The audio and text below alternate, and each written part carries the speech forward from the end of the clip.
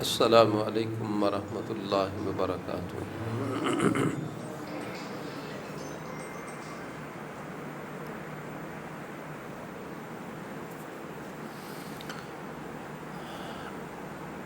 ان الحمد للہ نحمده ونستعینه ونستغفره ونؤمن به ونتوکل علیہ ونعوذ باللہ من شرور انفسنا ومن سیئات اعمالنا من يهده الله فلا مضل له ومن يضلله فلا هادي له وأشهد أن لا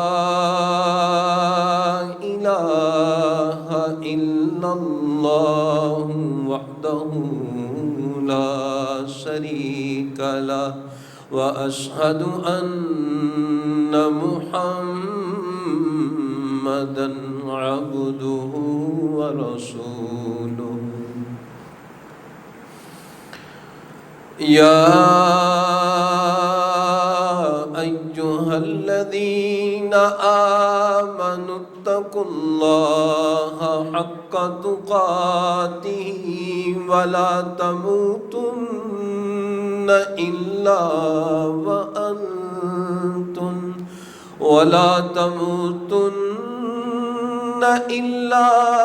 وأنتم مسلمون يا أيها الناس اتقوا ربكم الذي خلقكم من نفس واحدة وخلق منها زوجها وبث منهما رجالا كثيرا ونساء واتقوا الله الذي تساءلون به والأرحام إن الله كان عليكم رقيبا يا أيها الذين آمنوا اتقوا الله وقولوا قولا سديدا يصلح لكم أعمالكم ويغفر لكم ذنوبكم ومن يطع الله ورسوله فقد فاز فوزا عظيما أما بعد فإن أحسن الكلام كلام الله وخير الهدي هدي محمد صلى الله عليه وسلم وشر الأمور محدثاتها وكل محدثة بدعة وكل بدعة ضلالة وكل ضلالة في النار أعوذ بالله السميع العليم من الشيطان الرجيم من همزه ونفخه ونفسه بسم الله الرحمن الرحيم لقد جاء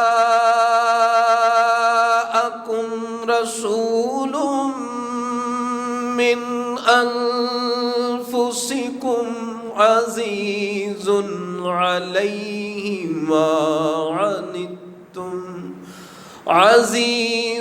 عليه ما عنتم حريص عليكم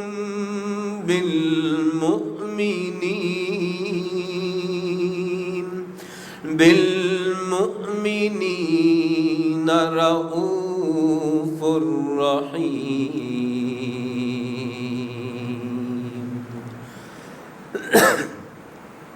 رب اشرح لي صدري ويسر لي أمري واحلل عقدة من لساني يفقهوا قولي.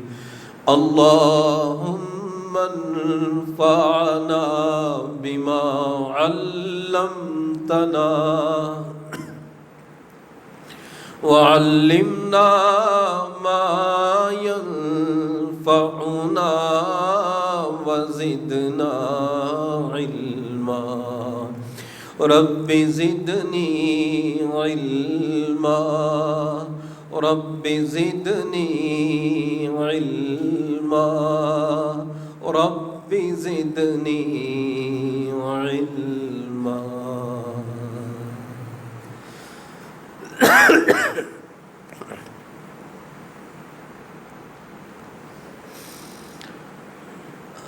ہر قسم کی حمد و ثنا خالق کائنات اور مالک ارض و سما کے لیے ہے، اور لاکھوں کروڑوں درود و سلام اس ہستی اقدس و مقدس پر جن کا نام نامی اسم گرامی محمد اکرم صلی اللہ علیہ وآلہ وبارک وسلم ہے۔ وہ ذات مبارکہ مطہرہ کہ خالق کائنات نے جن کو کائنات کے باسیوں کے لیے راہبر، رہنما اور ہادی بنا کے بھیجا ہے۔ اس کائنات میں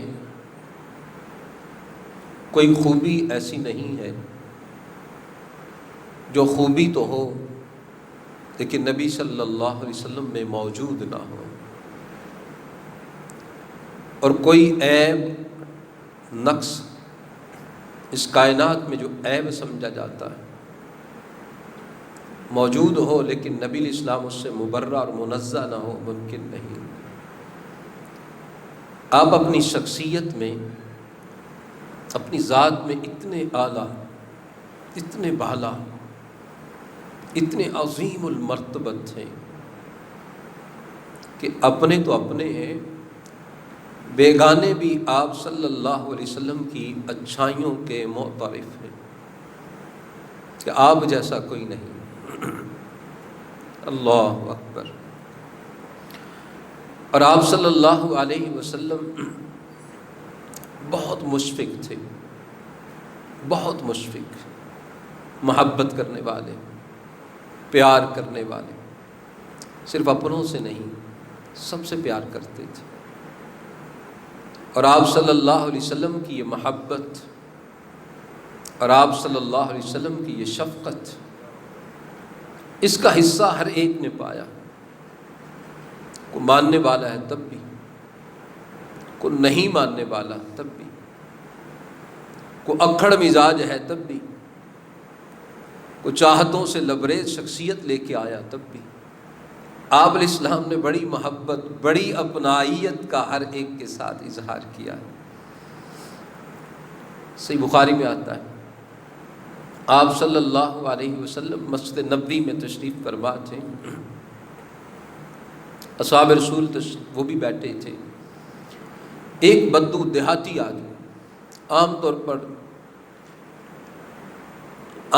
طور پر ان کے اندر اخلاقیات کی کیفیت میں بڑا ضعف اور کمزوری، کیونکہ مزاجن دیہاتوں میں اور جنگلوں میں، صحراؤں میں پلنے والے۔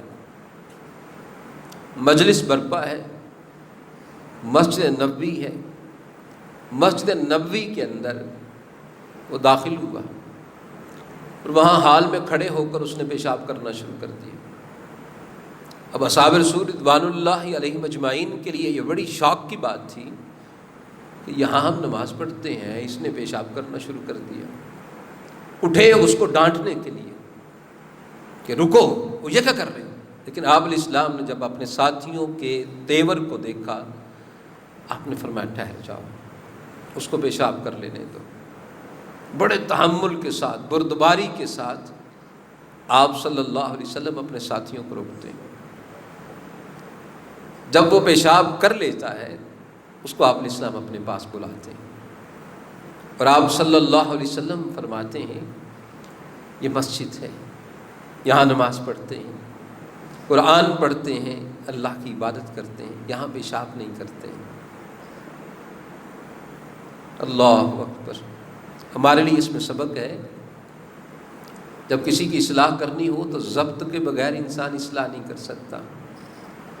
کسی کی ناگوار بات پر بڑے تحمل کا مظاہرہ کیا جائے اور پھر بڑی اپنائیت کے ساتھ کہ دوسرا اپنائیت محسوس کرے، اس کے ساتھ اصلاح کی جائے۔ درست لہجوں کے ساتھ، کرختگی کے ساتھ اصلاح نہیں ہوتی۔ اب وہ شخص اپنے گھر واپس لوٹتا ہے، اپنے قبیلے میں جاتا ہے اور وہاں جا کے یہ بات کہتا ہے۔ اللہ اکبر۔ یہ آپ کی محبت اور شفقت کا وہ اثر تھا جو آپ کے رویے سے اس نے محسوس کیا اور دل میں اس نے محسوس کیا۔ اپنی قوم کو کہتا ہے میں نے ان کی مسجد میں پیشاب کر دیا، ولا شتمنی ولا قہرنی ولا ضربنی بأبی و امی، کہنے لگا کہ میں نے ان کی مسجد میں پیشاب کر دیا، نہ انہوں نے مجھ کو مارا، نہ مجھ کو جھڑکا اور نہ ہی مجھ کو گالی دی، اور یہ بات کہنے پہ مجبور ہو گیا، کہنے لگا میرے ماں باپ ایسے مشفق بندے پہ قربان ہو جائیں۔ میرے ماں باپ آپ اتنے اعلیٰ، اتنے بالا کہ اپنے تو اپنے ہیں جن کو اپنائیت اور محبت بانٹنی ہے، آپ تو ان کے لیے بھی اپنائیت بانٹتے ہیں جو اکڑ مزاج ٹھہرے، بلکہ جان کا بھی دشمن ہوا نہ، وہاں بھی بڑی محبت کا اظہار کر دیا۔ دشمن کا علاقہ، اصحاب رسول رضوان اللہ علیہ مجمعین آپ صلی اللہ علیہ وسلم کے ساتھ تھے، تو آرام کرنے لگے ہیں تو آپ علیہ السلام کے لیے ایک درخت اس کو چھوڑ دیا، باقی ارد گرد پھیل کے ساتھ ہی آرام کر رہے ہیں۔ صحیح بخاری میں آتا ہے نہ جانے ایک اجنبی اس لاگے کہنے والا عین اس جگہ پہ پہنچا جہاں نبی صلی اللہ علیہ وسلم استراحت فرما تھے، آرام کر رہے۔ وہ آیا اور آپ صلی اللہ علیہ وسلم کی تلوار درخت کے ساتھ لٹک رہی تھی، اس نے تلوار پکڑ لی، تلوار پکڑ کے اپنے ہاتھ میں اس طرح سونتی ہوئی ہے اس نے کہ آپ علیہ السلام کی آنکھ کھل گئی۔ آپ صلی اللہ علیہ وسلم نے دیکھا اجنبی شخص، تیور اس کے درست نہیں، تلوار میری اس کے ہاتھ میں ہے اور آپ صلی اللہ علیہ وسلم لیٹے ہوئے۔ اب یک لخت اٹھ کر پکڑنا یہ بھی ایک مشکل امر ہے۔ وہ اس کیفیت میں وہ جب اس نے دیکھا کہ آپ صلی اللہ علیہ وسلم بیدار ہو گئے تو اپنی ہی کیفیت میں کہنے لگا بتاؤ بھائی تمہیں کون بچائے گا مجھ سے، کون ہے جو تجھ کو مجھ سے بچائے گا؟ اب اسے کیا پتا تھا کہ کس کو مخاطب ہے؟ اس کائنات کے امام محمد الرسول اللہ صلی اللہ علیہ وسلم کہ جن کی زندگی کی بنیاد ہی اللہ کی ذات پر توکل، اعتماد، بھروسہ، یقین ہے، اور ایسے لمحوں میں بے اختیار آپ صلی اللہ علیہ وسلم کی زبان سے نکلا جب اس نے کہا کون بچائے گا، آپ نے فرمایا اللہ، اللہ بچائے گا مجھ کو۔ کہ لفظ اللہ سننا تھا اس پہ کب کبھی طاری ہو گئی، لرزہ طاری ہو گیا، تلوار ہاتھ سے چھوٹ گئی۔ آپ صلی اللہ علیہ وسلم نے تلوار پکڑ لی، اتنی دیر میں کچھ ساتھی وہ اکٹھے ہو کے آگے دیکھا تو آپ صلی اللہ علیہ وسلم کے پاس اجنبی بندہ بیٹھا ہے اور آپ علیہ السلام کے ہاتھ پہ تلوار ہے۔ آپ علیہ السلام نے فرمایا یہ اس طرح آیا اور اس نے اس طرح کیا، اس طرح کیا اس۔ پھر آپ علیہ السلام نے فرمایا کہ اب تو بتا کہ تجھے کون بچائے گا مجھ سے؟ وہ کہنے لگا کہ آپ اچھے آدمی ہیں، بہترین ہیں۔ آپ نے فرمایا اچھا پھر ہمارے خلاف لڑنا نہیں آپ نے؟ ہم تمہیں کچھ نہیں کہتے. وہ اصحاب رسول رضوان اللہ علیہم اجمعین جو اس قسم کی بے ادبی بلکہ یہ سنگین ترین صورتحال میں ان کا تو یہ معاملہ ہوتا تھا کہ آپ علیہ الصلوۃ والسلام اشارہ کریں تو اس بردے کی گردن کو اڑا دیا جائے. لیکن آپ صلی اللہ علیہ وسلم نے کچھ نہیں کہا اس کو. آپ علیہ السلام نے فرمایا جاؤ ہم تم کو کچھ نہیں کہتے. اتنے مشفق. اپنوں پر تو اپنائیت ہے ہی ہے، جو اجنبی جان کے دشمن آپ صلی اللہ علیہ وسلم تو ان سے بھی محبت کرنے والے، ان سے بھی پیار کرنے والے. اور صحیح بخاری میں یہ واقعہ بھی موجود ہے. اللہ اکبر. آپ صلی اللہ علیہ وسلم کے پاس اسی طرح ایک بدو عرابی جو ہے وہ آیا. آپ علیہ السلام نے چادر پہنی ہوئی تھی تو چادر کا کنارہ وہ بڑا گف ہوتا ہے، کنارہ موٹا ہوتا ہے ذرا. اب بھی چادر جو ہوتی ہے کنارہ سخت ہوتا ہے. آپ علیہ السلام کچھ مال تقسیم کر رہے تھے، اس نے آتے ہی نا یہاں گریبان سے پکڑا آپ علیہ السلام کو اور پکڑ کر نا جھٹکا دیا آپ علیہ السلام کو. سیدنا انس بن مالک کہتے ہیں رضی اللہ تعالیٰ عنہ، جھٹکا دینے سے آپ کے گلوئے اطہر پر نشان پڑ گیا، سرخ نشان، اس کی تناؤ کی وجہ سے. جو کنارہ تھا وہ پھرتا ہے نا. کہنے لگا کہ اے محمد صلی اللہ علیہ وسلم مجھ کو بھی دو جو اللہ نے دیا ہے. اللہ اکبر، لا الہ الا اللہ. اب آپ علیہ السلام تقسیم کر رہے ہیں، وہ بندہ اجنبی اور ایسی کیفیت میں بڑی درستگی کے ساتھ، سنگینی کے ساتھ آپ صلی اللہ علیہ وسلم کو کہہ رہا مجھے بھی دو. حالانکہ یہ بات آراستہ اور آرام سے بھی کہی جا سکتی ہے. ساتھیوں نے دیکھا، اس بدو نے دیکھا، آسمان نے دیکھا اور وہاں پر موجود افراد نے دیکھا کہ آپ کی جبین پر کوئی سلوٹ نہیں پڑی ہے، چہرے پر ایک تبسم تھا، اس مسکراہٹ تھی. اور آپ صلی اللہ علیہ وسلم فرماتے ہیں بھائی اس میں سے اس کو بھی کچھ دے دو اس کو بھی دے دو. اپنائیت اتنی زیادہ، محبتیں اتنی تقسیم کرنے والے، بانٹنے والے. اللہ اکبر، لا الہ الا اللہ. طائف کی وادی میں آپ علیہ الصلوۃ والسلام کے ساتھ کیا کچھ نہ ہوا تھا. آپ صلی اللہ علیہ وسلم اس حال میں طائف سے باہر نکلتے ہیں کہ وہاں کے سر پھرے نوجوان آپ علیہ السلام کا پیچھا کرتے ہیں اور اس پیچھا کرتے ہوئے تالیاں پیٹتے ہیں، آوازہ کستے ہیں کہ دیوانہ ہے، نعوذ باللہ پاگل ہے. اللہ اکبر. اور یہ اتنی ہی بات ہونا تو آپ ذرا تصور کریں، اس کائنات کا سب سے نفیس انسان، سب سے نفیس انسان، نفاست والا، اعلیٰ اور عرفہ اخلاق اور کردار میں، جس کی تقدیس اور طہارت اور جس کی زندگی کی قسمیں اللہ عز و جل اٹھائے، لعمرک، نبی آپ کی عمر کی قسم ہے صلی اللہ علیہ وسلم، اس کو کہیں دیوانہ ہے، مجنون ہے. اور اس کے ساتھ پھر ایک نے زمین سے پتھر اٹھایا، آپ صلی اللہ علیہ وسلم کو دے مارا. ایک نے اٹھایا تو دوسرے نے اٹھایا، دوسرے کو دیکھ کے تیسرے نے اٹھایا. پھر سارے ہی راستے میں پڑے ہوئے پتھروں کو اٹھا کر کونین کے تاجدار، اس کائنات کے سردار سید ولد آدم محمد الرسول اللہ صلی اللہ علیہ وسلم کو پیٹ رہے ہیں.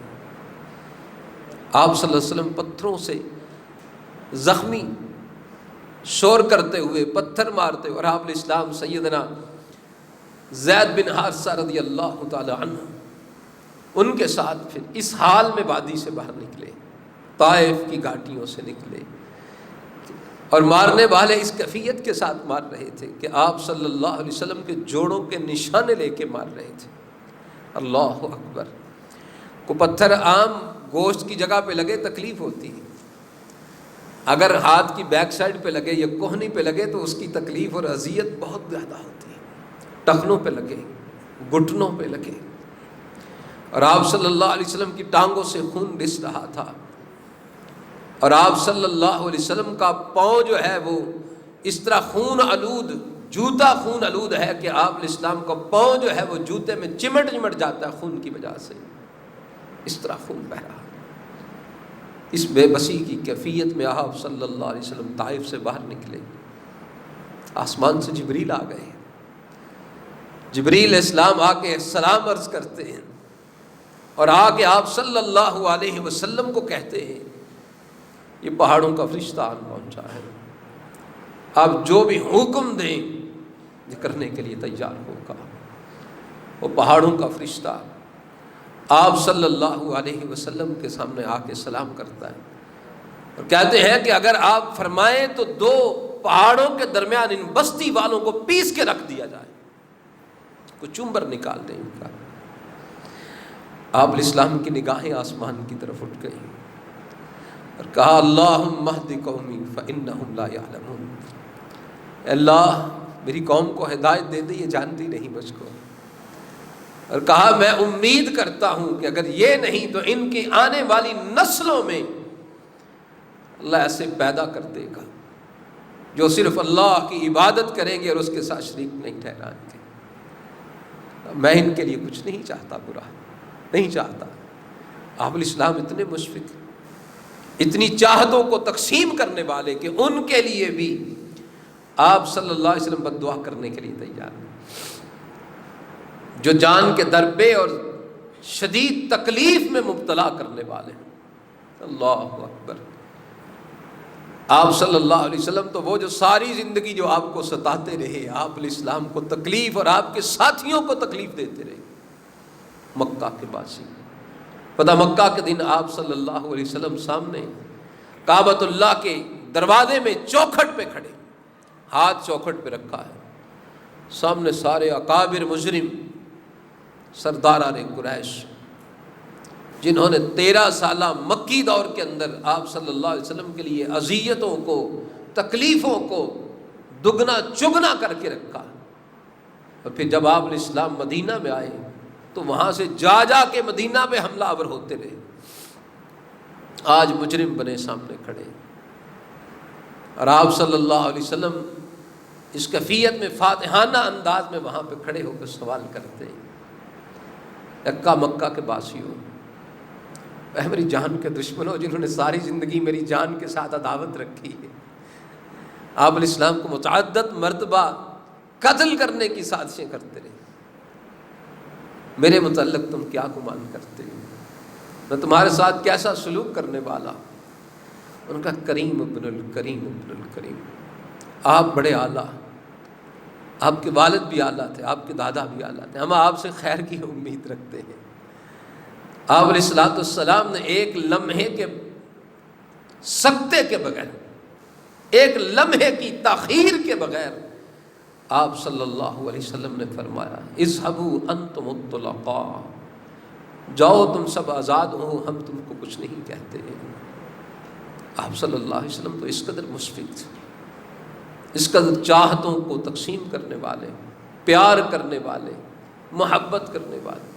اللہ اکبر. ایک وہ بھی آیا، اس کا نام تھا حبار بن اسود. یہ حبار بن اسود، اس کو مکہ کے دن پتہ مکہ کے دن حکم ہوا تھا کہ اس کو قتل کر دیا جائے، اور اس کو قتل کرنے کے حکم میں یہ بھاگ گیا تھا. کسی نے اس کو بعد میں کہا کہ تم کہاں بھاگتے ہو اور کس سے بھاگتے ہو، کس سے بھاگتے ہو؟ وہ تو بڑے رؤوف الرحیم ہیں، وہ تو بڑی محبتیں کرنے والے ہیں، جاؤ تم بھی جا کے معذرت کر لو، وہ تمہاری معذرت کو قبول کر لیں گے. یہ حبار آیا تھا. اللہ اکبر. اور آ کے نبی اسلام کے سامنے اچانک آ کے یہ بات کہتا ہے لقد اتیت رسول اللہ صلی اللہ علیہ وسلم معتذرا، میں اللہ کے رسول کے پاس معذرت کرتا ہوا آیا ہوں. والعفو عند رسول اللہ مقبول، اور مجھے معلوم ہے کہ اللہ کے رسول کے ہاں معاف کر دینا یہ بڑا مقبول ہے اور بڑا محبوب ہے. آپ نے پوچھا کون ہے یہ حبار؟ یہ وہی تھا حبار بن اسود جس نے جب سیدہ زینب رضی اللہ تعالی عنہا آپ علیہ السلام کی بیٹی مکہ سے ہجرت کر کے مدینہ کی طرف آنے لگی تو اس نے اونٹنی کو جو ہے دھمکایا تھا. سیدہ اوپر سے گر پڑی اور گرنے کی وجہ سے ایک جان پرورش پا رہی تھی بدن میں، وہ ضائع ہوئی اور زخم ہوئی تکلیف میں شدت، اور بعد میں اسی تکلیف کا دوبارہ عود کرنے کی وجہ سے سیدہ زینب رضی اللہ تعالیٰ عنہ وفات پاتی۔ یہ وہ تھا حبار بن اسود، آ کے کہتا ہے لقد اتیت رسول اللہ صلی اللہ علیہ وسلم معتذرا، میں بھی مجرم ہوں، آیا ہوں ادھر معذرت کرتے ہوئے آیا، والعفو عند رسول اللہ مقبول، اور معاف کر دینا اللہ کے رسول صلی اللہ علیہ وسلم کے ہاں بڑا مقبول ہے۔ نبی الاسلام نے دیکھا حبار ہے، آپ صلی اللہ علیہ وسلم نے فرمایا کوئی بات نہیں، جاؤ ہم تم کو بھی کچھ نہیں کہتے۔ آپ علیہ السلام جو دشمنوں کے ساتھ، عدو کے ساتھ، جو آپ علیہ السلام کی ساری زندگی مخالفت میں گزارنے والے، آپ صلی اللہ علیہ وسلم ان کے لیے اتنے مشفق تھے۔ ہم تو پھر آپ علیہ السلام کی امت کے باسی، آپ علیہ السلام کے نام کا کلمہ پڑھنے والے، آپ صلی اللہ علیہ وسلم سے محبتوں کا اظہار کرنے والے، آپ صلی اللہ علیہ وسلم وہ رحیم اور کریم مشفق محبوب ہمارے پیغمبر صلی اللہ علیہ وسلم، وہ ہم سے بھی بے انتہا محبت کرنے والے تھے۔ اللہ اکبر، لا الہ الا اللہ۔ مسند احمد میں آتا ہے آپ صلی اللہ علیہ وسلم نے فرمایا اخوانی اخوانی، میرے بھائی میرے بھائی۔ اصحاب رسول رضوان اللہ علیہم اجمعین نے عرض کیا اللہ کے رسول صلی اللہ علیہ وسلم ہم آپ کے بھائی ہیں؟ فرمایا نہیں، تم میرے صحابہ، تم تو میرے صحابہ ہو، ولیکن، اور لیکن، اخوانی الذین آمنوا بی ولم یرونی، میرے بھائی وہ ہیں جو مجھ پر ایمان لائیں گے اور انہوں نے مجھے نہیں دیکھا ہوگا۔ دوسری حدیث میں آتا ہے یصدقونی ولم یرونی، انہوں نے، وہ میری تصدیق کریں گے، مجھ پر ایمان لائیں گے، لیکن مجھ کو دیکھا نہیں ہوگا ان کو۔ فرمایا میرے بھائی۔ اللہ اکبر۔ یہ آپ صلی اللہ علیہ وسلم نے اپنی امت کے ان تمام لوگوں کو جو آپ کے بعد قیامت تک آنے والے، جو ایمان لائے، تصدیق کرنے والے، اور آپ نے اسلام کو دیکھا نہیں ہے، ان سب کے لیے یہ اپنائیت اور محبت کا انداز اختیار کیا، اخوانی، میرے بھائی۔ اتنی چاہتوں کا اظہار آپ صلی اللہ علیہ وسلم کر رہے ہیں۔ لیکن یہاں یہ بات یاد رکھیے گا، یہ آپ صلی اللہ علیہ وسلم نے فرمایا میرے بھائی، یہ محبت کی بنا پر، پیار کی بنا پر۔ آج بعض ساتھی جو ہیں وہ ہمارے متعلق یہ بات کہتے ہیں کہ یہ نبی صلی اللہ علیہ وسلم کو اپنے بڑے بھائی کی طرح سمجھتے ہیں، اپنے بڑے بھائی جتنی عزت دیتے ہیں۔ یہ بہت بڑا جھوٹ ہے، یہ بہت بڑا افتراء ہے۔ نبی صلی اللہ علیہ وسلم کی عزت اور ایک بھائی کی عزت، واللہ اس کائنات کے اندر لاکھوں کروڑوں بھائی ہوں، نبی اسلام کی قدموں کی خاک پہ قربان کر دیا جائے۔ نبی صلی اللہ علیہ وسلم کا احترام، آپ کی عزت، آپ کا وقار، آپ کی محبت، آپ کا شرف، آپ علیہ السلام کی توقیر، وہ تو اس کائنات میں ہر ایک سے زیادہ ہے، ہر ایک سے۔ دیکھیں بڑا بھائی انسان کبھی اس سے اونچا بھی بول لیتا ہے، تو یہاں تو کائنات کے امام صلی اللہ علیہ وسلم کے متعلق اللہ نے فرمایا لا ترفعوا اصواتکم فوق صوت النبی، اپنی آواز کو بھی نبی صلی اللہ علیہ وسلم کی آواز سے بلند نہ کرنا، عمل پر بات ہو جائے گی۔ تو کیا ایک نبی صلی اللہ علیہ وسلم کی محبت، آپ کا احترام ایک بھائی جتنا، یہ ایک جھوٹ ہے۔ اس کائنات میں ہر رشتے، ہر تعلق سے بڑھ کر آپ الاسلام کی عزت، آپ کی توقیر، آپ کا احترام، آپ کا شرف ہے، ساری کائنات سے بڑھ کر۔ اصحاب رسول اکثر یہ کہا کرتے، اور ہم بھی کہتے ہیں بی ابی و امی، ہمارے ماں باپ آپ الاسلام پر قربان ہو جائیں۔ ماں باپ کی محبت، احترام، عزت، لیکن ساری کائنات کے ماں باپ ہوں، نبی الاسلام کے قدموں پہ بار دیے جائیں۔ آپ کا تو شرف اس کائنات میں سب سے زیادہ۔ آپ الاسلام ہم سے محبت کتنی کرتے ہیں، اللہ اکبر۔ امام مسلم نے اس حدیث کو نقل کیا ہے، آپ صلی اللہ علیہ وسلم نے فرمایا لِكُلِّ نَبِيٍّ دَعْوَةٌ مُسْتَجَابَةٌ، ہر نبی کے لیے ایک دعا ایسی ہوتی تھی جو مقبول ہوتی۔ یہ اللہ عز و جل کی جانب سے ہر نبی کے لیے یہ شرف تھا کہ آپ کوئی بھی ایک دعا ایسی کر لیں جو آپ کی یقیناً من و عن قبول کی جائے گی. ایک دعا ایسی کر لیں. لکل نبی دعوت مستجابہ، ہر نبی کے لیے ایک دعا تھی. اور نبی الاسلام نے فرمایا فتعجل کل نبی دعوتہ، ہر نبی نے اپنی دعا کو جلدی دنیا میں ہی کر لیا، دنیا میں ہی اپنی دعا کو اللہ کی بارگاہ میں پیش کر کے دے لیا. تو اللہ کے نبی آپ نے صلی اللہ علیہ وسلم آپ نے کیا کیا؟ فرمایا وَإِنِّي أَخْتَبَأْتُ دَعْوَتِي، میں نے اپنی اس دعا کو چھپا کے رکھا ہے. چھپا کے رکھا ہے. کیوں چھپا کے رکھا ہے؟ اللہ اکبر. فرمایا شفاعۃ لامتی یوم القیامہ، اپنی امت کی سفارش کے لیے قیامت کے دن کے لیے میں نے بچا کے رکھا ہوا ہے. قیامت کے دن میں اپنی امت کے لیے سفارش کروں گا. یا آپ صلی اللہ علیہ وسلم کی ہمارے ساتھ محبت تھی کہ میرے بعد میں آنے والے امتی ہیں، بڑے خطا کار بھی ہوں گے، گناہ گار بھی ہوں گے. کہ آپ علیہ السلام کا یہ لقب ہے نا شفیع المذنبین، آپ گناہ گاروں کی سفارش کرنے والے. آپ نے فرمایا میں نے وہ اپنی دعا کو چھپا کے رکھا ہے، چھپا کے رکھا. اللہ اکبر. اور ساتھ یہ بات ارشاد فرمائی وَهِيَ نَائِلَةٌ إِن شَاءَ اللَّهُ مَن مَّاتَ مِنْ أُمَّتِي لَا يُشْرِكْ بِاللَّهِ شَيْئًا، میری وہ سفارش میرے ہر اس امتی کو پہنچے گی جو اس حال میں فوت ہوا کہ اس نے اللہ کے ساتھ شرک نہیں کیا ہے. اللہ اکبر. اور دوسری حدیث میں بھی آگے جو ذکر آتا ہے، لیکن اس سے پہلے یہ بات آپ صلی اللہ علیہ وسلم کو اللہ نے اختیار دیا کہ آپ ایک دعا کر لیں. آپ نے نہیں کی. اگر آپ صلی اللہ علیہ وسلم اس دنیا میں چاہتے اپنے لیے جو کچھ مرضی مانگ لیتے مل جاتا.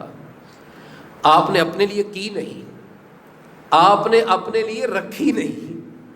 ورنہ اللہ کے محبوب پیغمبر صلی اللہ علیہ وسلم اپنے لیے بچا کے رکھ لیتے. نہیں، آپ صلی اللہ علیہ وسلم نے ہمارے لیے رکھی ہے. آپ صلی اللہ علیہ وسلم نے وہ دعا ہمارے لیے رکھی ہے، ہمارے لیے. یا آپ کی ہمارے ساتھ بے انتہا محبت، بعد میں آنے والے ان کے لیے میں سفارش کروں گا. اور ایک حدیث میں آتا ہے، امام ابن ماجہ نے، امام ترمذی نے اس حدیث کو نقل کیا ہے. آپ صلی اللہ علیہ وسلم ایک صبح تشریف لائے، اصحاب رسول سے عرض فرماتے ہیں آپ علیہ السلام اتدرون ما خیرنی ربی اللیلہ، کیا تمہیں معلوم ہے میرے رب نے آج کی رات مجھے ایک اختیار دیا کہ آپ جو پسند کریں اس میں سے ایک چیز آپ پسند کر لیں. آج کی رات مجھے اختیار دیا ہے. اصحاب رسول رضوان اللہ علیہم اجمعین عرض کرتے ہیں، جب آپ نے پوچھا کہ کیا تمہیں معلوم ہے مجھے میرے رب نے کس چیز میں اختیار دیا؟ کہا اللہ ورسولہ اعلم، اللہ اور اس کے رسول صلی اللہ علیہ وسلم زیادہ جانتے ہیں. فرمایا فَإِنَّهُ خَيَّرَنِي بَيْنَ أَن يَدْخُلَ نِصْفُ أُمَّةِ الْجَنَّةِ وَبَيْنَ الشَّفَاعَةِ، اللہ نے مجھ کو اختیار دیا کیا کہ آپ کی آدھی امت یہ جنت میں چلی جائے. کیا آپ اس کو پسند کرتے ہیں یا پھر آپ اپنی امت کے لیے سفارش کرنا پسند کرتے ہیں؟ آپ نے فرمایا فاخترت الشفاعہ، تو میں نے سفارش کرنے کو پسند کر لیا. ہائے اللہ، اللہ نے یہ حکم، یہ اختیار دیا آدھی امت جنت میں چلی جائے. اگر آدھی جنت میں چلی جائے گی تو باقی آدھی امت کو کون پوچھنے والا ہوگا؟ آپ نے فرمایا مجھے آدھی امت نہیں چاہیے، آدھی امت کے لیے جنت نہیں چاہیے. میں اللہ اپنی ساری امت کے لیے سفارش کرنا چاہتا ہوں. مجھے یہ اختیار چاہیے کہ جہاں تک میرا بس چلے گا میں اپنی امت کو لے کے جنت میں جاؤں گا. آدھی امت پہ آپ علیہ السلام راضی نہیں ہوئے کہ آدھی امت پہ راضی ہو جائیں. میں آدھی امت نہیں، میں نے سفارش کر لی. اللہ اکبر. اور اس ترمذی میں ساتھ یہ الفاظ ہیں وَهِيَ، اور وہ سفارش کس کے لیے ہوگی؟ لِمَن مَّاتَ لَا يُشْرِكْ بِاللَّهِ شَيْئًا، یہ اس بندے کے لیے سفارش پہنچے گی جسے اللہ کے ساتھ شریک نہیں ٹھہرایا. یہ دونوں احادیث کے اندر ایک بات دونوں حدیث مسلم کے اندر بھی، یہ ترمذی کی حدیث کے اندر بھی ہے کہ میں کل قیامت کے دن سفارش کروں گا تو وہ سفارش میری ہر اس امتی کو پہنچے گی جو اس حال میں فوت ہوا کہ اس نے شرک نہیں کیا. اور اس حدیث میں بھی ہے کہ اپنی امت کے لیے میں سفارش کروں گا، لیکن یہ سفارش اس کو پہنچے گی جس نے شرک نہیں کیا ہے. اب امت کی ذمہ داری بنتی ہے نا، تو وہ محبوب پیغمبر صلی اللہ علیہ وسلم جو ہم سے اتنی محبت کرتے ہیں اور ہم اس محبت کی بنا پر اپنے آپ کو یہ سمجھتے ہیں کہ اللہ کے محبوب پیغمبر صلی اللہ علیہ وسلم ہماری سفارش کریں گے، ہمارے لیے ضروری ہے کہ ہم اپنے عقیدے میں، اپنے عمل میں، اپنے تصور میں بھی اس بات کو اچھی طرح چوکنے ہو کر دیکھتے رہیں کہ کہیں کوئی شرک کی آمیزش نہ ہو جائے. اگر شرک ہو گیا تو کائنات کے امام صلی اللہ علیہ وسلم سفارش نہیں کریں گے، آپ الاسلام نہیں سفارش کریں گے، اور میری سفارش اس کو پہنچے گی جس نے شرک نہیں کیا. اس لیے بھائی ہماری ذمہ داری ہے کہ اللہ کے علاوہ کبھی بھی کسی آستانے پہ نہ جھکا جائے. اللہ کے علاوہ نہ کوئی شفا دینے والا، اللہ کے علاوہ نہ کوئی دکھ درد کا مداوع کرنے والا، اللہ کے علاوہ نہ کوئی اولاد دینے والا، اللہ کے علاوہ نہ کوئی زندہ نہ مردہ ایسا ہے کہ اس کی چوکھٹ پہ جھکا جائے اور وہاں پر اپنی جبین کو جھکایا جائے. آج تو واللہ حقیقت بات یہ ہے، کوئی بستی ایسی نہیں، کوئی قریہ ایسا نہیں جہاں پر میزار قبر وہاں پر سجدے نہ کیے جا رہے ہو، نظر نیاز نہ دی جا رہی ہو. اللہ کے علاوہ ان قبروں کے پاس ایسی کیفیت کو اختیار نہ کیا جا رہا ہو جو صرف اللہ عز و جل کے زیبا اور اللہ کے لائق ہے. اولادیں مانگی جا رہی ہیں، شفا مانگی جا رہی ہے، دھاگے باندھے جا رہے ہیں، نمک کھائے جا رہے ہیں، وہاں سے چیزیں لے کے اس بنا پہ کھاتے ہیں شفا ملتی ہے، وہاں پر دھاگے اس لیے باندھتے ہیں لا کر کے ہمارے ہاں اولاد ہو جائے گی. لا الہ الا اللہ. اگر ہم چاہتے ہیں کہ اللہ کے محبوب پیغمبر صلی اللہ علیہ وسلم ہماری سفارش کرے، اس کے لیے ضروری ہے کہ ہم نبی مکرم صلی اللہ علیہ وسلم کی اس بات کو اپنے ذہن میں پوری طرح چوکنے ہو کر رکھیں کہ ہمارے عقیدے میں، ہمارے عمل میں کسی قسم کا شرک نہیں ہونا چاہیے، شرک کی آمیزش نہیں ہونی چاہیے. اللہ اکبر، لا الہ الا اللہ. نبی صلی اللہ علیہ وسلم، لا الہ الا اللہ. ایک دفعہ حدیث میں آتا ہے، امام مسلم نے اس حدیث کو نقل کیا ہے، نبی الاسلام نے قرآن مجید میں ابراہیم علیہ السلام کی اس بات کو پڑھا جو انہوں نے بتوں کے متعلق کہی، رب انہن اضللن کثیرا من الناس. ابراہیم علیہ السلام نے کہا ہے میرے رب، ان بتوں نے بڑے سارے لوگوں کو گمراہ کر دیا. وَمَن تَبِعَنِي فَإِنَّهُ مِنِّي. اے اللہ، جس نے میری پیروی کی تو یقیناً وہ مجھ سے ہے. وَمَن عَصَانِي، اور جس نے نافرمانی کی فَإِنَّكَ غَفُورٌ رَحِيمٌ. اے اللہ، تو بے شک بخشنے والا، بڑا رحم کرنے والا ہے. یہ ابراہیم علیہ السلام نے اللہ کی بارگاہ میں اپنی امت کے متعلق دعائیہ بات کہی کہ اللہ جنہوں نے میری پیروی کی وہ تو مجھ سے ہے نا، ان پر تو کرم کرے گا ہی کرے گا، اور جنہوں نے میری بات نہیں مانی، اللہ میں تیرا خلیل پھر ان کے لیے دعا کرتا ہوں، تو بخشنے والا، رحم کرنے والا ہے. پھر نبی الاسلام نے، عیسیٰ علیہ السلام نے جو اپنی امت کے لیے سفارش کرنی، وہ الفاظ نبی الاسلام نے پڑھے کہ عیسیٰ علیہ السلام کہیں گے ان تعذبہم فإنہم عبادک. اے اللہ، میری امت کے لوگوں کو اگر تو عذاب دے تو تیرے بندے ہیں. وَإِن تَغْفِرْ لَهُمْ فَإِنَّكَ أَنْتَ الْعَزِيزُ الْحَكِيمُ. اور اگر بخش دے تو غالب حکمت والا ہے. یہ عیسیٰ علیہ السلام اپنی امت کے بارے میں اللہ کی بارگاہ میں سفارش کرتے. جب ابراہیم علیہ السلام کی بات پڑھی قرآن کے الفاظ میں جو انہوں نے اپنی امت کے متعلق کہی، عیسیٰ علیہ السلام کی دعائیہ بات پڑھی جو عیسیٰ علیہ السلام نے اپنی امت کے بارے میں کہی، تو آپ صلی اللہ علیہ وسلم کو ہماری یاد آئی اور بہت ستائی. آپ صلی اللہ علیہ وسلم نے اس وقت فرفع یدیہ، یہ مسلم میں الفاظ، اپنے ہاتھوں کو اٹھا دیا اور کہا اللہم امتی. اے اللہ میری امت، اللہم امتی، اے اللہ میری امت، وبکا، آپ صلی اللہ علیہ وسلم رو پڑے۔ آپ علیہ السلام کی آنکھوں میں آنسو آ گئے۔ آپ علیہ السلام رو رہے ہیں، کس کے لیے رو رہے ہیں؟ آپ کے لیے، ہمارے لیے، امت کے لوگوں کے لیے۔ آپ صلی اللہ علیہ وسلم کی آنکھوں میں آنسو کہ اللہ میں بھی تو نبی ہوں، میری بھی ایک امت ہے، امت کے گناہگار ہے۔ اللہ میں پیغمبر محمد صلی اللہ علیہ وسلم تیری بارگاہ میں اپنی امت کے لیے التجا کرتا ہوں، اللہم امتی امتی، اے اللہ میری امت۔ وہ بکار رو دیے آپ صلی اللہ علیہ وسلم۔ حدیث میں آتا ہے نبی الاسلام نے فرمایا وقال اللہ عز وجل یا جبریل اذهب الى محمد وربك اعلم فاسألہ ما یبکیک۔ اے جبریل جاؤ محمد صلی اللہ علیہ وسلم کے پاس اور جا کے کہو کہ اے محمد صلی اللہ علیہ وسلم کس چیز نے تجھ کو رلا دیا؟ حالانکہ اللہ جانتے ہیں، اللہ کا علم ہے کہ نبی الاسلام کیوں روتے ہیں، لیکن جبریل کو بھیجا کہ جاؤ پوچھو، فاسألہ، جا کے پوچھو۔ ہمارے محبوب پیغمبر سے اللہ عز و جل نے جبریل علیہ السلام کو بھیجا۔ جبریل علیہ السلام نبی علیہ السلام کے پاس آئے، کہا جی مجھے اللہ نے بھیجا ہے اور اللہ پوچھتے ہیں کہ آپ کیوں روتے ہیں؟ تو نبی علیہ السلام نے فرمایا اپنی امت کے لیے روتا ہوں، میں اپنی امت کے لیے روتا ہوں۔ جبریل علیہ السلام اللہ کی بارگاہ میں حاضر ہوں اور جا کے کہتے ہیں کہ آپ کے محبوب پیغمبر صلی اللہ علیہ وسلم یہ جواب دیا۔ حالانکہ اللہ جانتے ہیں کہ جبریل گئے ہیں، بھیجا ہے، یہ حدیث میں لفظات موجود ہے وَهُوَ عَالَمٌ وَرَبُّكَ عَالَمٌ، اور آپ کا رب خوب جانتا ہے کیوں رو رہے۔ جبریل کو بھیجا، جبریل علیہ السلام جواب لے کے آئے، پھر اللہ عز و جل نے فرمایا یا جبریل جاؤ اذهب الى محمد صلی اللہ علیہ وسلم، دوبارہ جاؤ اور جا کے میرا پیغام دو اپنے میرے محبوب پیغمبر کو۔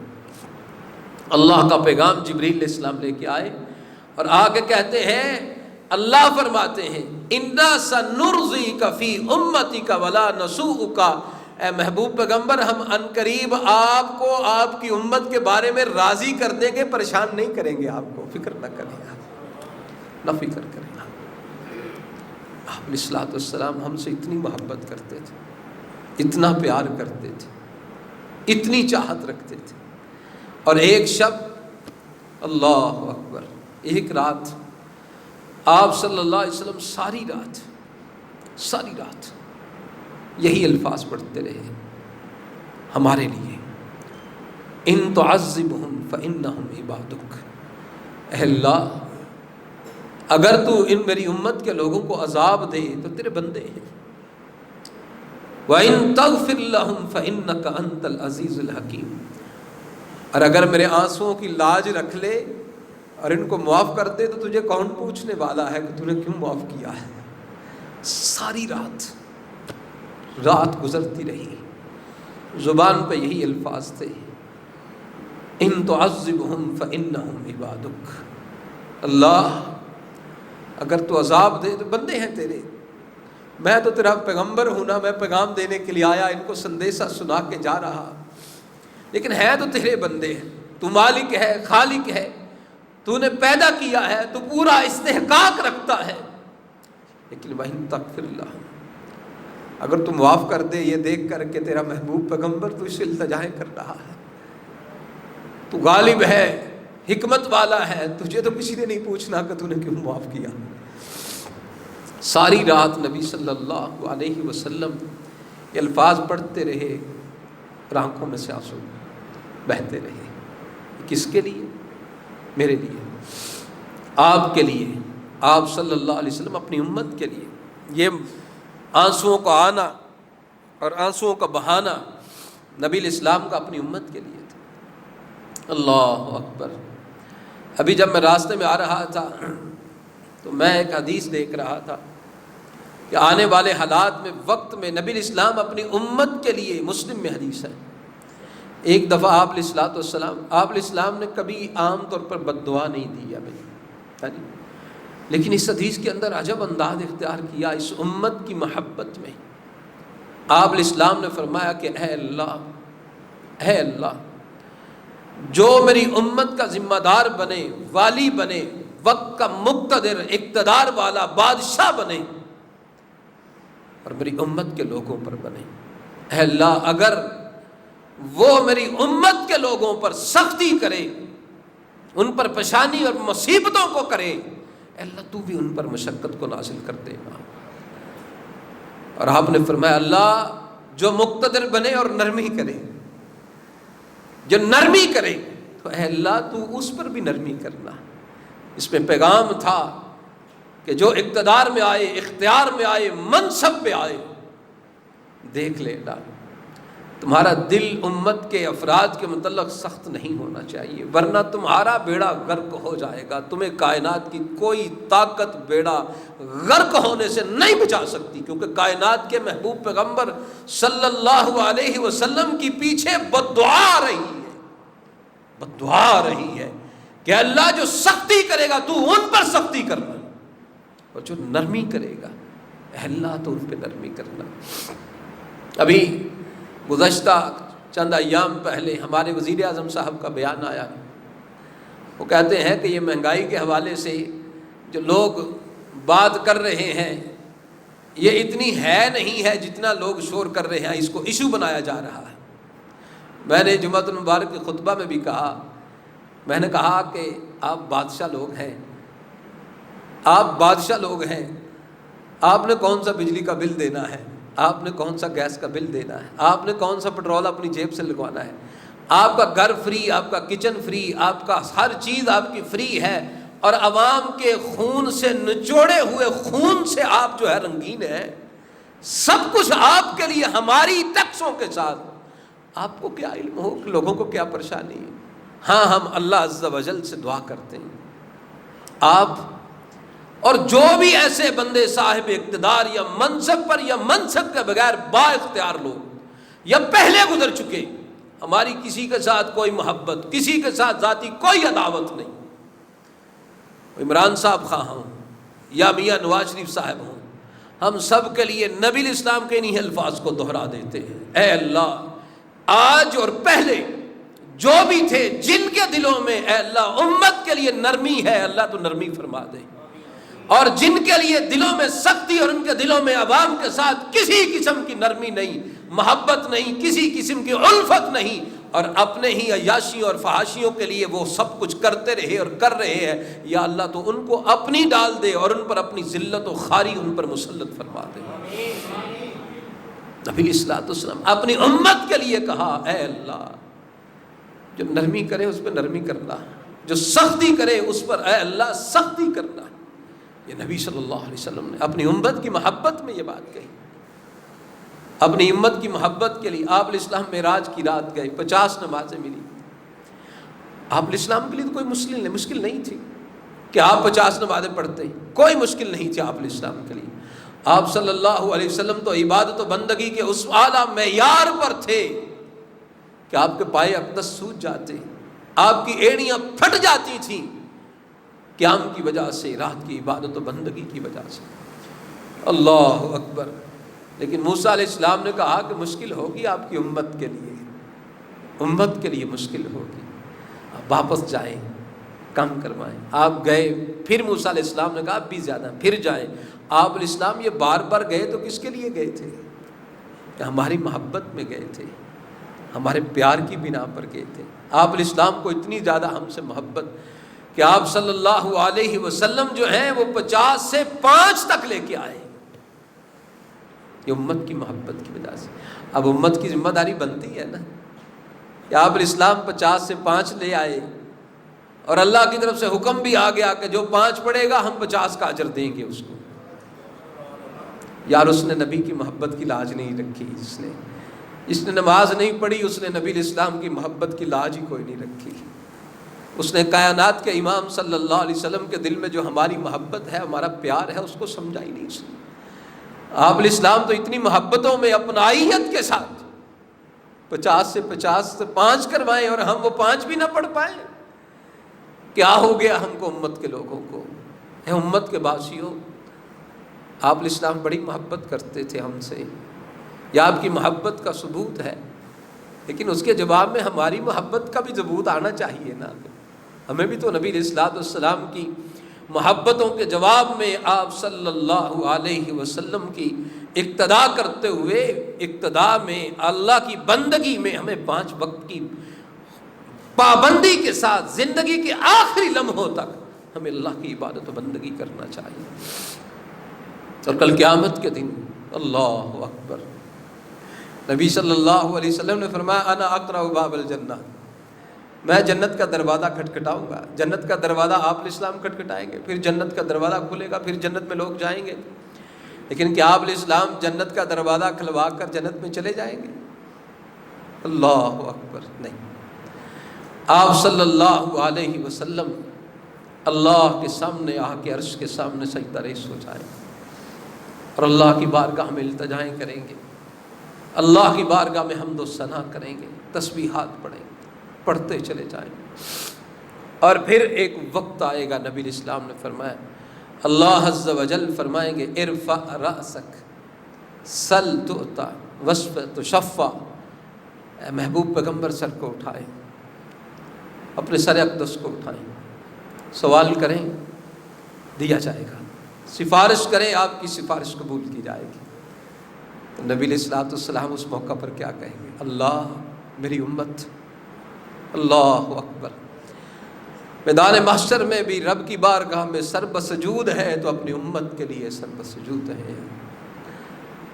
اللہ میری امت. اللہ فرمائیں گے جاؤ اے ہمارے محبوب پیغمبر صلی اللہ علیہ وسلم، جو جہنم میں چلی گئی امت، ان میں سے جس کے دل میں جو کے دانے کے برابر ایمان ہے نا، اس کو نکال کے جنت میں لے جاؤ. آپ صلی اللہ علیہ وسلم جن کے دل میں جو کے دانے کے برابر ایمان ہے، ان کو جہنم سے نکال کر جنت میں لے جائیں. اور پھر آ کر سجدے میں گر جائے گا، پھر اللہ کی حمد و ثنا، پھر طویل وقت گزر جائے گا، پھر اللہ فرمائیں گے ارفع رأسک سل تؤتا. سر کو اٹھائیں، کہیے کیا کہتے ہیں؟ اللہ میری امت، میری بڑی امت جہنم میں ابھی. اللہ اکبر. اللہ عز و جل فرمائیں گے اے محمد صلی اللہ علیہ وسلم آپ جائیں، جن کے دل میں رائی کے دانے کے برابر بھی ایمان ہے، ان کو جہنم سے نکال کر جنت میں لے جائیں. یہ مسلم میں حدیث ہے، آپ علیہ الصلوۃ والسلام ان کو داخل کر کے پھر آ کر سجدے میں گر جائیں گے.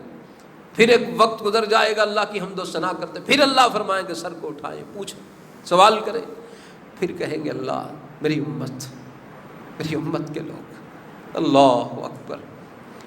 تو اللہ عز و جل فرمائے کہ جس کے دل میں رائی سے ادنا ادنا ادنا، رائی کے کم سے کم جس کے دل میں ایمان ہے، اس کو بھی جہنم سے نکال کے جنت میں چھوڑا ہے.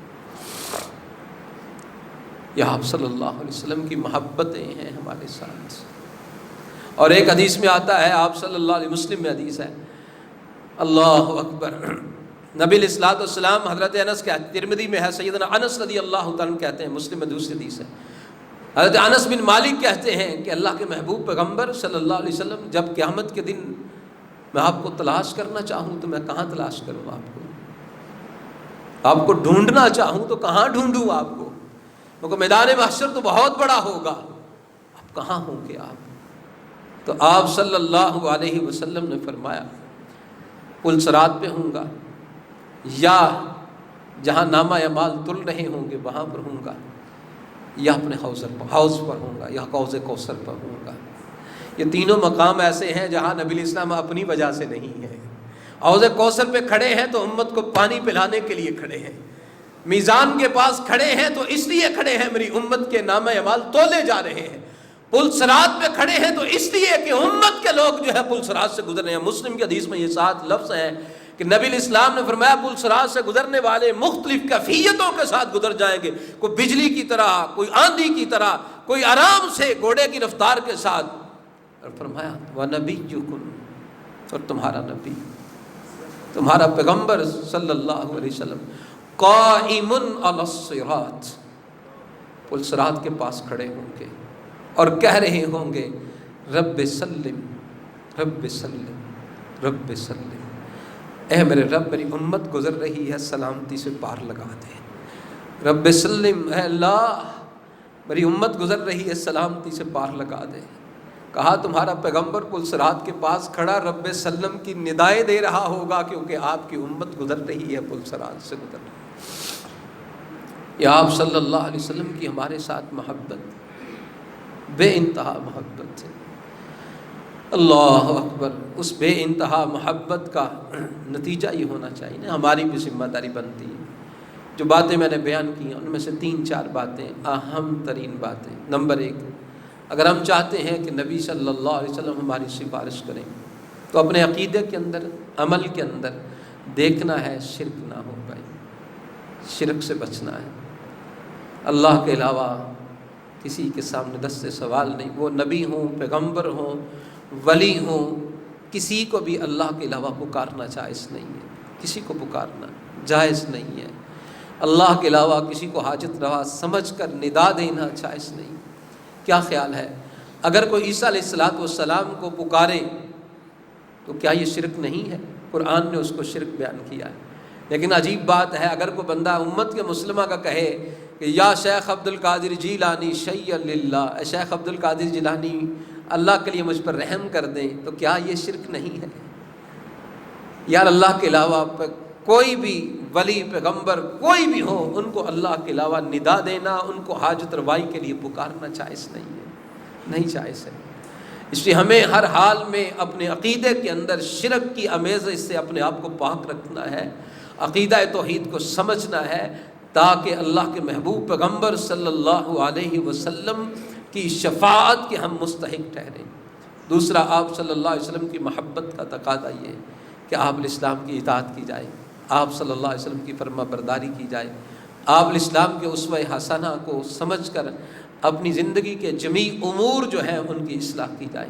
تیسری بات جو میں نے کہی ہے وہ یہ ہے کہ ہمیں نماز اس کی پابندی کرنی ہے، اور جو نبی علیہ السلام ہمارے لیے یہ معراج کی رات تحفہ لے کے آئے، ہمیں ضرور بالضرور نبی علیہ السلام کی اللہ کی طرف سے دیے ہوئے یہ تحفہ جو آپ نے اپنی امت کو دیا، اس کی ہمیں قدر کرنی ہے۔ اور آخری بات کہ نبی علیہ السلام کی جہاں سیرت، آپ کے اقوال، آپ کے افعال جو ہے ہم نے ان کو اپنانا ہے، وہاں پر ہمیں بڑی اپنائیت کے ساتھ، بڑی محبت کے ساتھ آپ کی صورت کو بھی اپنانے کی کوشش کرنی ہے کہ آپ صلی اللہ علیہ وسلم باریش ہیں، داڑھی رکھی ہے، داڑھی کو رکھنے کی ترغیب دی ہے۔ آپ صلی اللہ علیہ وسلم کی محبت کا تقاضا یہ ہے کہ آپ کی سیرت سے بھی محبت ہو اور آپ کی صورت سے بھی پیار ہو۔ اللہ عز و جل ہمارے حال پر رحم فرمائے، اور نبی علیہ السلام کی محبت کے جواب میں ہمیں اپنی محبتوں کی اصلاح کی توفیق عطا فرمائے۔ اللہ عز و جل صحت، عافیت، ایمان کے ساتھ لمبی زندگی عطا فرمائے، اسلام پر، ایمان پر، توحید پر زندگی، اسی پہ ہمارا خاتمہ فرمائے، دنیا آخرت کی رحمتیں، برکتیں، آسانیاں، عزت ممالک ہمارے مقدر میں فرمائے، دنیا آخرت کے دکھ، تکلیفیں، پریشانیاں اور ذلتوں سے مالک الملک ہمیں محفوظ فرمائے۔ وآخر دعوانا ان الحمد للہ رب العالمین۔